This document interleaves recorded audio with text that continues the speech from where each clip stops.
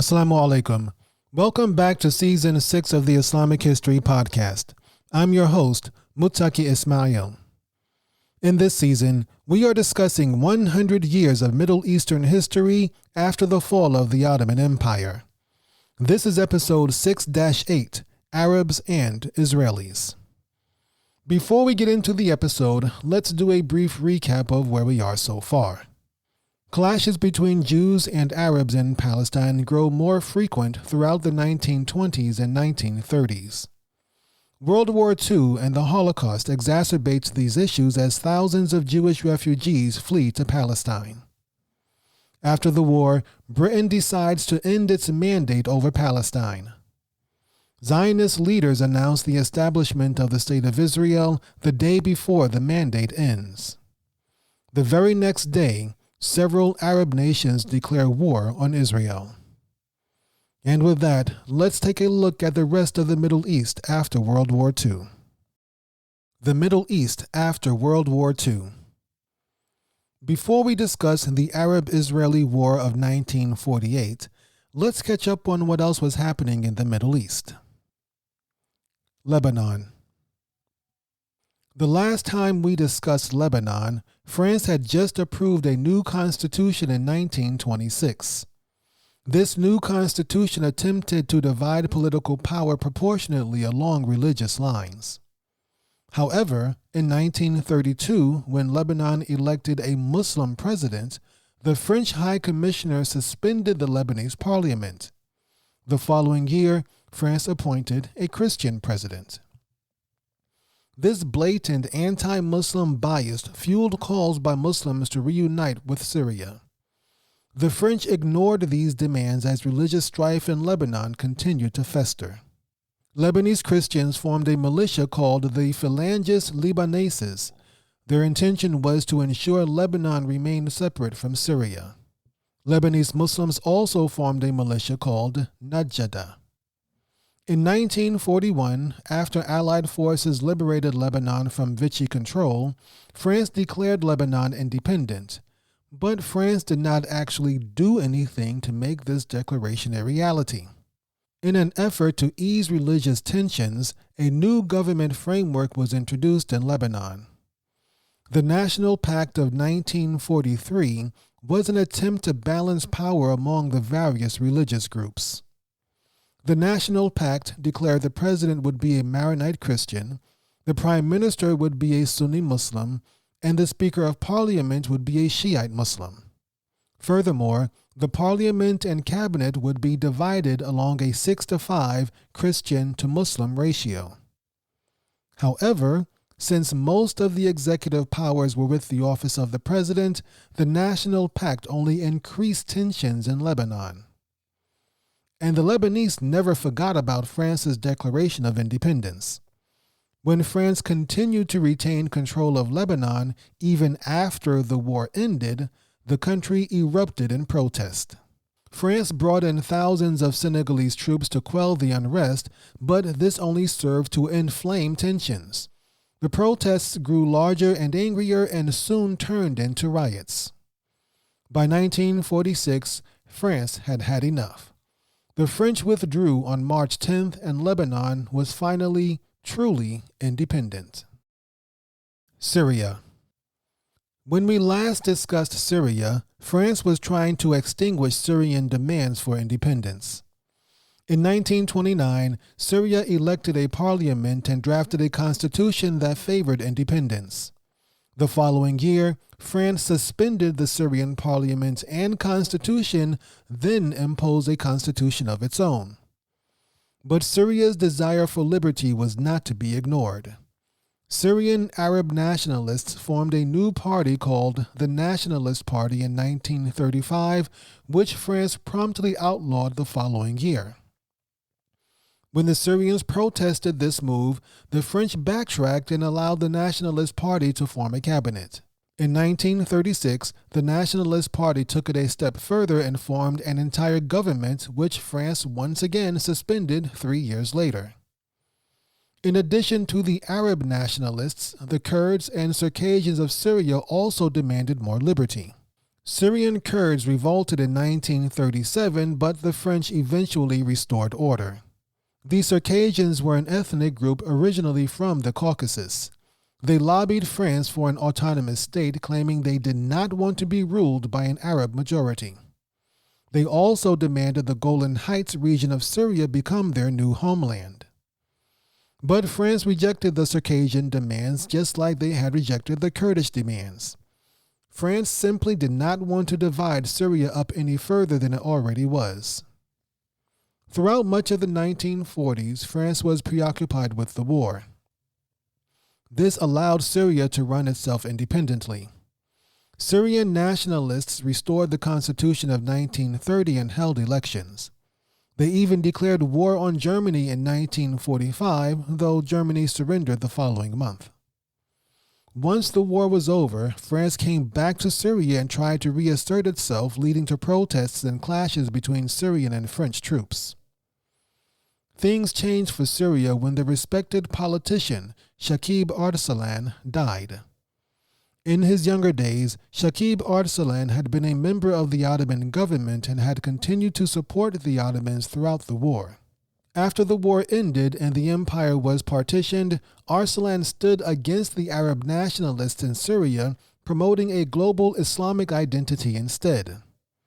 But with his death in late 1946, the nationalists were now able to promote their agenda.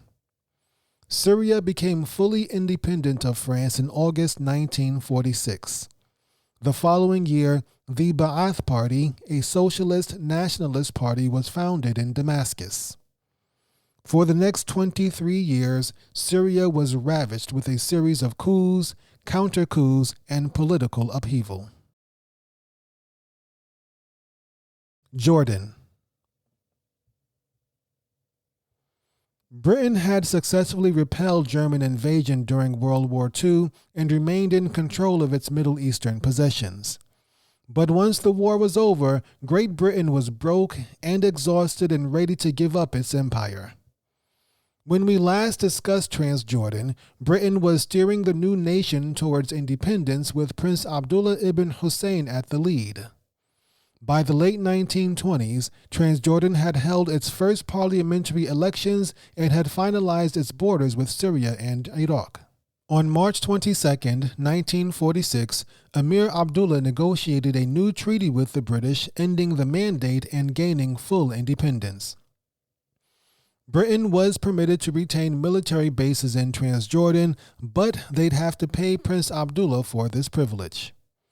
Great Britain also promised to continue supporting and training the Arab Legion, Transjordan's elite military force. Parliament proclaimed Abdullah King of Jordan 2 months later. With that, the Emirate of Transjordan was renamed the Hashemite Kingdom of Transjordan.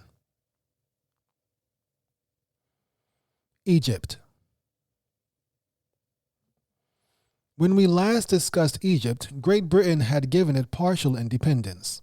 The Egyptians managed their own internal affairs, but the British controlled the canal and managed Egypt's external affairs.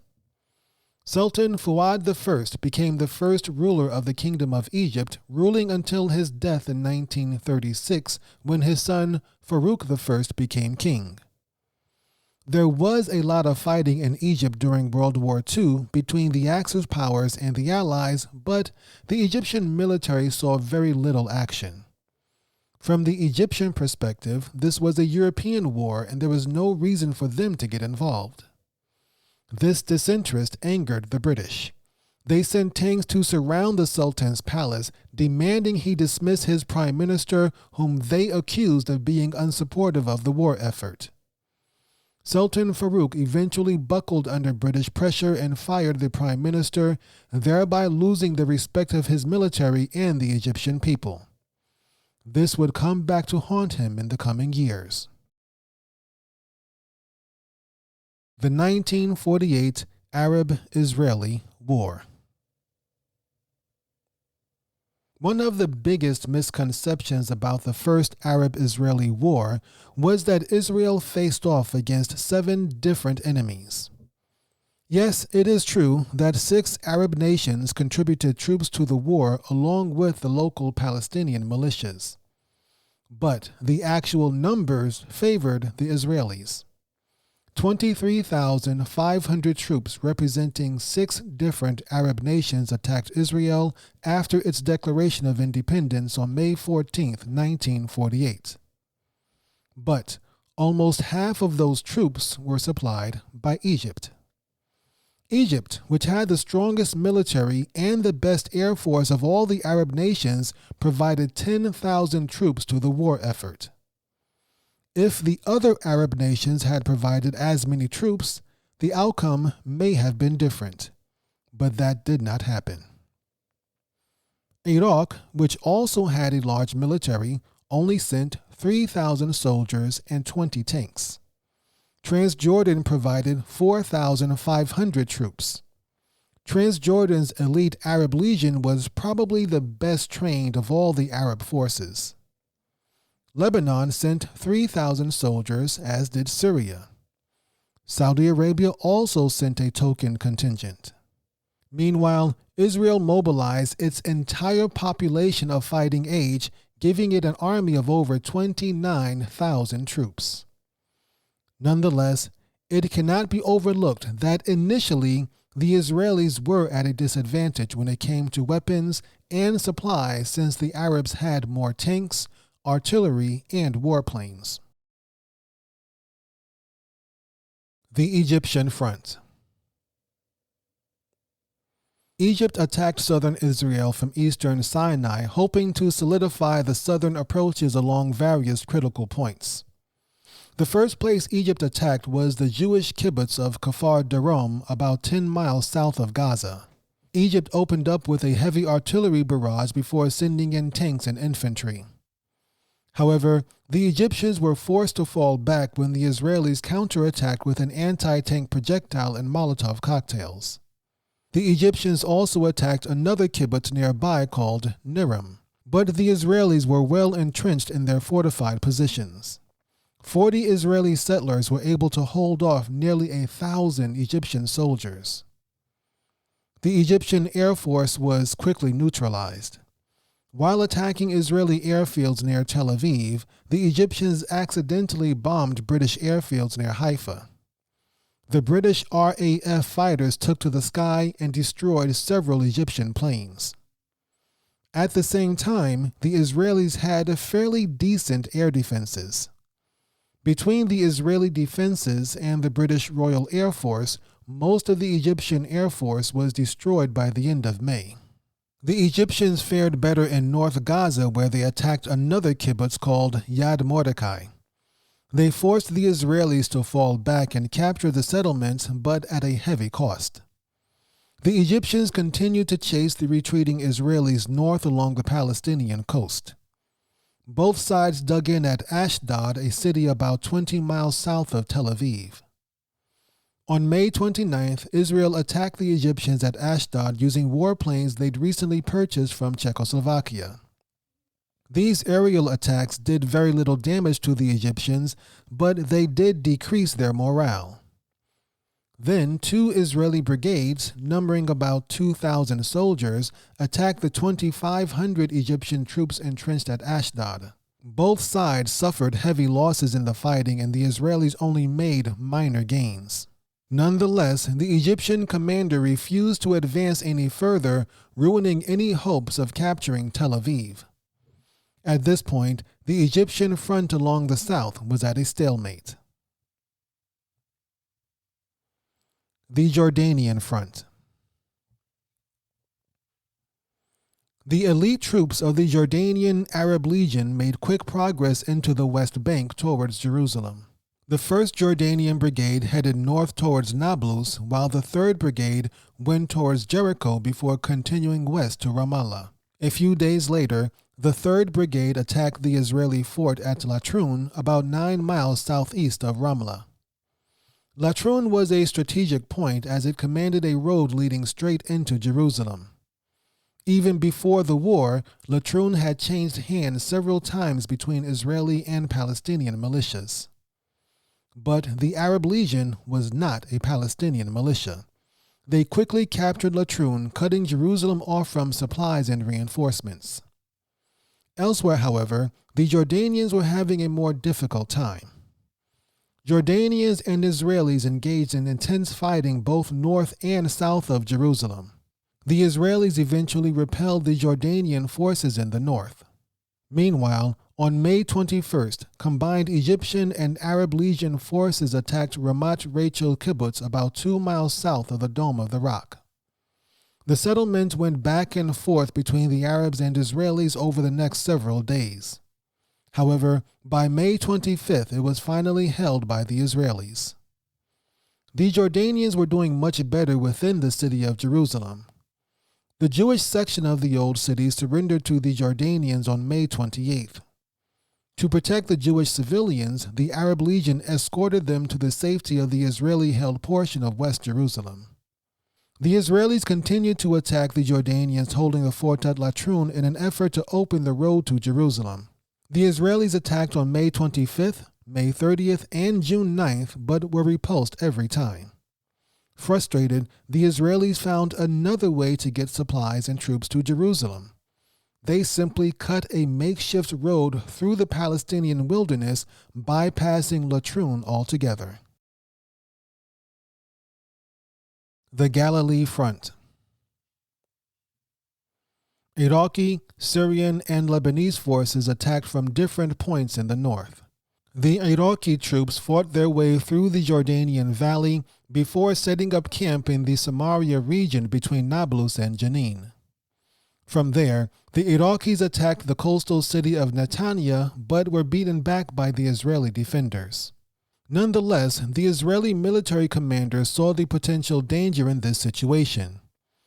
If the Iraqis attacked again and were successful, they could cut off northern Palestine, thereby isolating Israeli forces in the north. To prevent this, the Israelis launched a counterattack against the Iraqis called the Battle of Jenin. After 3 days of brutal fighting, the Iraqis repelled the Israelis, but both sides suffered heavy losses. These losses prevented the Iraqis from pursuing the Israelis and allowed the Israelis to regroup. A Syrian brigade armed with artillery and tanks crossed into Palestine on May 15th, intending to attack several kibbutz near the Sea of Galilee. The Syrians captured a settlement called Zemach on May 18th, but the other Israeli settlements successfully resisted them. Persistent Israeli attacks eventually forced the Syrians to withdraw from Zemach and relocate to the hills in the east.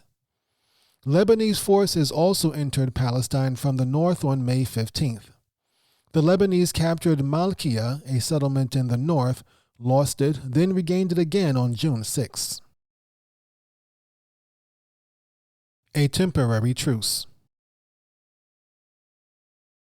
On June 11th, the United Nations negotiated a 4-week truce that both sides repeatedly violated. Israel made good use of this opportunity. The Israeli Defense Force, Israel's official military, absorbed Haganah and all the Zionist militias into their ranks. This improved Israeli communications and centralized their command structure. This also increased the official Israeli military strength to 65,000 troops, far outnumbering the combined Arab forces. But Israel did not stop there. Prime Minister David Ben-Gurion also used this time to purchase heavy weapons and armaments from Czechoslovakia. With all this, the Israeli military after the truce was better organized, better armed, and better equipped than before. The Arabs also used this time to reorganize and resupply, but not at the same level as the Israelis. The Egyptian Front. Hoping to strengthen their hold on the Negev desert region, Egypt attacked from the south a few days before the truce expired. The Israelis counterattacked and 8 days of brutal fighting ensued. The Israelis eventually broke through the Egyptian lines, connecting their forces in central Palestine with those in southern Palestine. The Galilee Front. On July 9th, Israeli forces attacked Syrian forces at Mishmar Hayardin, about 6 miles north of the Sea of Galilee, but were eventually repulsed. At the same time, the Israelis attacked the Arab Liberation Army led by the Syrian warrior Fawzi al-Kawukji.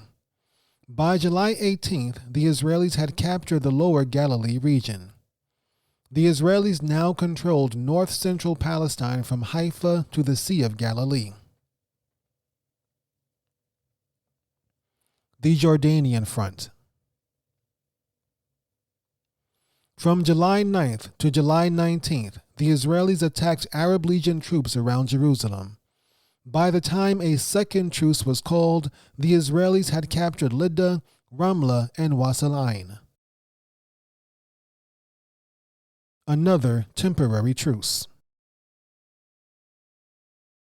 On July 18th, the United Nations brokered another truce that lasted much longer than the first one. By this time, Israel had captured nearly 1,000 miles of Palestinian territory. The UN suggested a plan to divide Palestine into two, creating one Jewish state while the rest was added to Egypt and Jordan. Both sides rejected this idea. The next day, Zionist terrorists assassinated the UN diplomat leading the negotiations. On October 15th, fighting resumed. The Egyptian Front. By this time, the Israelis knew they had the upper hand and were focused on driving the Arab forces out of Palestine. They began by launching Operation Yoav, which lasted from October 15th to October 22nd. The Israeli goal was to capture the southern Negev desert and move the fighting away from the populated regions in the west. 3 Israeli brigades attacked the fortified Egyptian troops in the Negev. The Egyptians were overextended and had difficulties resupplying and sending in reinforcements. This was further exacerbated when the Israeli Air Force destroyed the nearby Egyptian airfield. From that point on, Israel enjoyed air superiority. Within a week, Israel had pushed the Egyptians from Ashdod near Tel Aviv back to Gaza. The Israelis also took the Hebron Hills and Beersheba. By the end of October, the Israelis had split the Egyptian forces into 3 separate segments. The Galilee Front. From October 29th to October 31st, Syrian, Lebanese, and Arab liberation armies fought against Israeli assaults in the north. After 3 days of fighting, the Syrians and the Arab Liberation Army were pushed out of Galilee. Meanwhile, the Lebanese troops fell back across the border into Lebanon. The Israelis followed the retreating Lebanese, eventually capturing several Arab villages along the border. By the time it was all over, the Israelis held nearly 800 Arab prisoners of war. The Egyptian Front. From December 22nd to January 7th, Egypt and Israel fought over southern Palestine. Though the Egyptians in the south were well dug in, they were still overextended. The Egyptian forces successfully repelled Israeli attacks near Gaza. However, in order to do so, the Egyptians had to shift troops away from the Negev, weakening their positions in the south. The Israelis eventually broke through the weakened Egyptian lines in the Negev desert, then headed west towards the Sinai coast. The Israeli plan was to encircle the Egyptians at Gaza. Israeli troops also attempted to invade Sinai. However, diplomatic pressure from Great Britain forced them to withdraw. With their remaining troops trapped in Gaza, Egypt decided to negotiate with Israel. On January 7, 1949, they signed a peace treaty whereby Egypt kept the Gaza Strip while Israel kept the Negev desert. Peace talks. With Egypt having reached a settlement, the other Arab nations were ready to do the same. Lebanon began negotiating on March 3, 1949, with Israel ultimately agreeing to withdraw from Lebanese territory. Transjordan also entered negotiations, finally coming to an agreement on April 3, 1949. Transjordan kept the West Bank and East Jerusalem. The Jordanian-controlled territory was separated from Israeli territory by a border called the Green Line. Syria never actually agreed to peace, merely signing an armistice to end hostilities. How the Arabs lost. Even though the Arab forces communicated and worked together at times, they did not operate under a single command structure. Instead of a single, unified goal, 6 different nations had 6 different, often conflicting agendas. The Arab nations also underestimated their Israeli opponents. They were not prepared to face the level of resistance they faced from the Israelis. Finally, the stakes were not that high for the Arabs. With the exception of the Palestinians, the Arab forces were not fighting for their lives. This was not a religious struggle, nor was it a fight for survival. Except for their honor, there really was not much at stake for Syria, Transjordan, Iraq, Egypt, Lebanon, and Saudi Arabia. Israel, on the other hand, fought under a single chain of command with a single goal. And the Israelis fully appreciated the strength of their opponent, hence they fought with everything they had. The Israelis were also fighting for survival. If they lost the war, they would lose their nation and perhaps even their lives. Palestine after the war. With the war over, Israel now controlled 80% of Palestine from the British Mandate.